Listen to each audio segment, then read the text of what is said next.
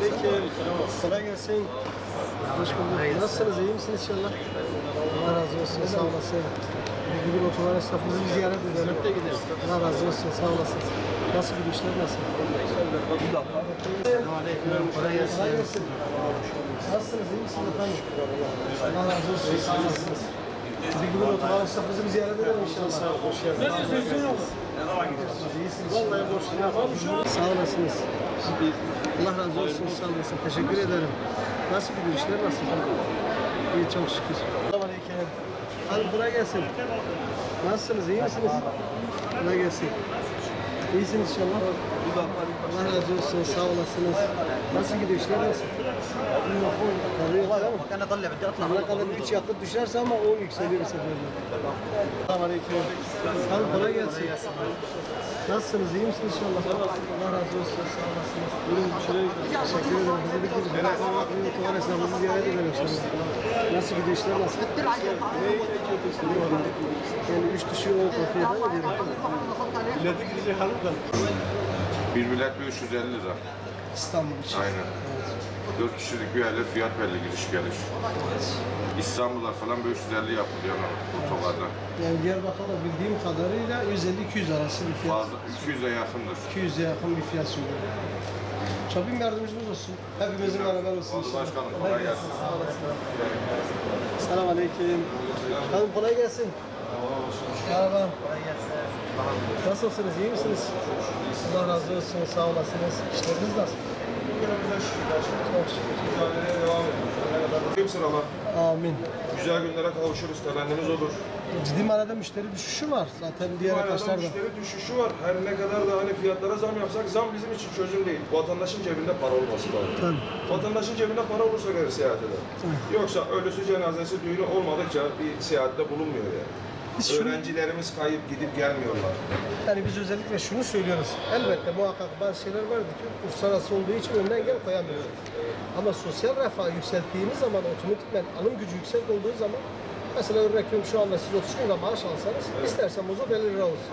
Aynen öyle. Dersiniz ki çok sıkıntı olmaz. Ama hem 4-5 lira maaş alasınız hem de akaryakıt 30 yüksek olursa bu sıkıntı olur. Yani bu düzenle dişlide bir tanesi bozuldu mu, esnafımızın bir sektör bozuldu mu, bu hepsini etkiliyor. Evet. Çarkın tamamı düzgün olmalı, çarkın tamamı dönmeli. Esnafın, çalışanın hepsinin cebinde para olması lazım. Yani örnek veriyorum özel arabasını kullanmayıp da otobüsü tercih eden böyle bir kitle de var mı? Ben kendim arabamı kilitlerim, dolmuşla gidip geliyorum. Evet.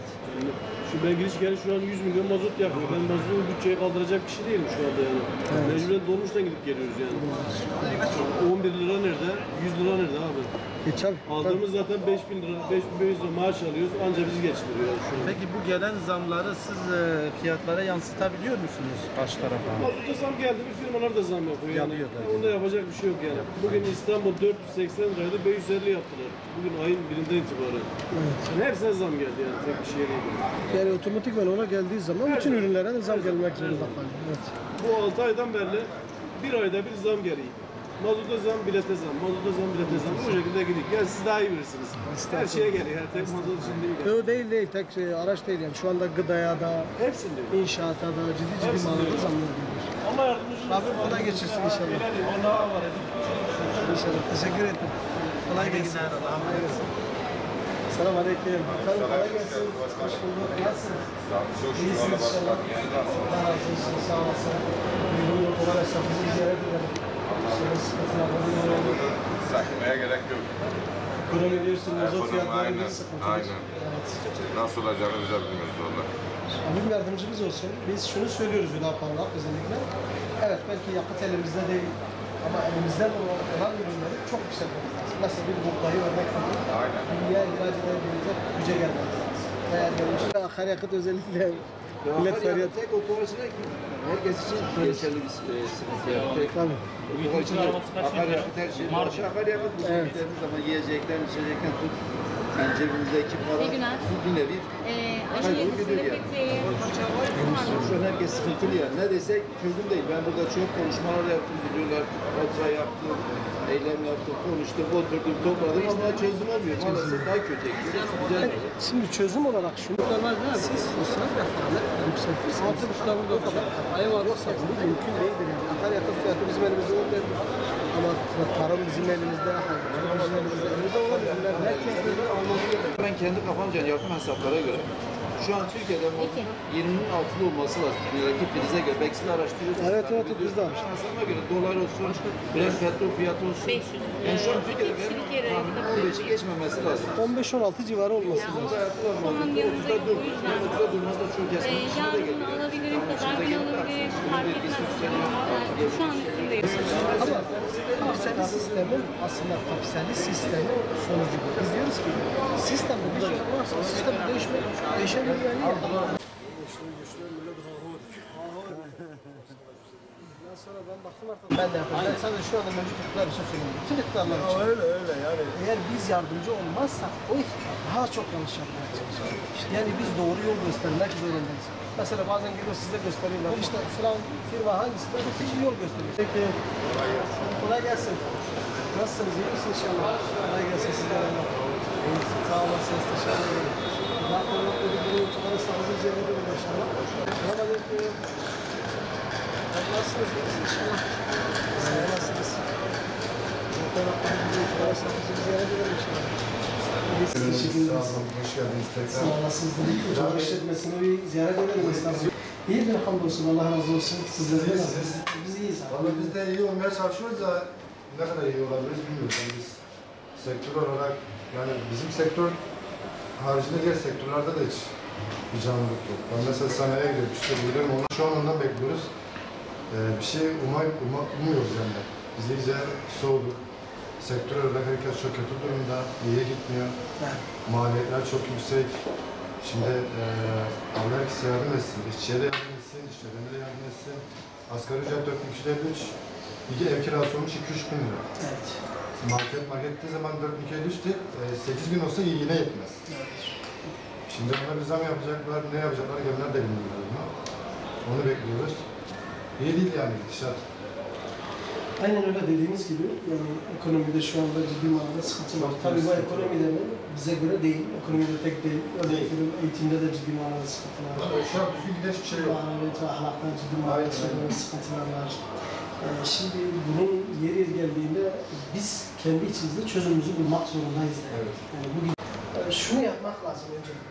Yani şimdi biz rüyalarla özellikle şunu söylüyoruz. Diyoruz ki ekonomide bir denk bütçenin oluşabilmesi lazım. Yani siz kazandığınız kadar harcama yapmanız lazım. Siz kazanmadığınız kadar harcama yaparsanız siz içeri görüş olursunuz. Mesela bazen hepimiz şahit oluyoruz. Bir ara soğan fiyatları işte ciddi manada altın fiyatını yükseliyor. Bu sefer vatandaş bir plan, çiftçinin bir plan programı olmadığı için ne yapıyor? Herkes soğan oyuyla ekince mesela patatesin fiyatı düşüyor. Aynen öyle. Lafınızı bana kesiyorum. Biz geçen hafta sanıyorduk. Yani bir köylüye diyor ki mesela yönlendirmesi lazım. A köyü şunu eksin, B köyü şunu eksin, C köyü şunu eksin. Yönlendirme yapın ki köylü de bilinçli olarak ona yönlensin, eksin. Sen karpuz ek, sen karpuz ek, sen karpuz ek. Herkes bunu yaptığı zaman olmaz ki. Böyle proje Bak güneş enerjisinden elektrik üretmemiz çok zor bir şey değil. Bu konuda plan program yaparsak Allah'ın izniyle şimdi bazı şeyler biz kendi kendimize yetebilmeliyiz yani. Biz kendi kendimize... Şimdi öncelikle biz Gaziantep otogar esnafımızı ziyaret ettik. Bu anlamda şunu gördük esnaf ziyaretlerimizde. Özellikle akaryakıt fiyatının çok yüksek olmasından dolayı da bilet fiyatlarına bu yükseliyor. Yani şu anda bir İstanbul bilet fiyatı 500-550 civarında bir şey. 4 kişilik bir aile için hemen hemen bir asgari ücretin yarısı demektir bu da. Bayram öncesi olmasına rağmen ciddi manada bir sakinlik var. Bunu da dediğimiz gibi bilet fiyatlarının çok yüksek olmasından dolayı. Tabii otogar esnafımız sadece bununla değil, örnek veriyorum işte araçlarının bakımından dolayı ciddi manada parça fiyatlarının da yüksek olmasından dolayı ciddi şikayetleri de var. Bunun gerçekten bir an önce çözülmesi lazım. Yoksa insanlarımız kendi memleketlerine bayram öncesi de olsa bir ziyaret gerçekleştiremiyorlar. Yani şöyle söyleyeyim hemen hemen diğer esnafların da ekonomik anlamda sorun ve sıkıntıları devam ediyordu. Ama tabii şunu unutmamak lazım. Burada özellikle şunu esnafta gördük. Yani bu iş eğer gerçekten kötü bir duruma gelmişse şunu yapmak lazım. Muhalefetiyle, iktidarıyla el ele verip bu manada bir ekonomi yönetimini ciddi manada katkıda bulunmak lazım. Yoksa sadece işte örnek veriyorum diyelim iktidar bu manada yaptığı hatalara fırsat bilip muhalefetin de bu cepheden vurması tek değil de muhalefetin de iktidarla birleştirip bu manada ekonomi bir an önce çözmesi lazım. Yoksa vatandaşın beli bükülüyor, artık bu ekonomik sıkıntı altında kalkamıyor bir duruma geliyor. Yolcu sayısında ciddi manada bir düşüş var. Sebebi ise şu dediğimiz gibi bilet fiyatlarının çok yüksek olmasından dolayı ondandır. Şimdi bir kişinin eğer İstanbul, Gaziantep için 550 liraysa 4 kişilik bir aile için ciddi manada sıkıntıdır. Ondan dolayı şu anda otogarda gayet sakin geçiyor. Esnafımız da bu manada beklenti içinde ama maalesef şu anda müşteri bulamıyor yani.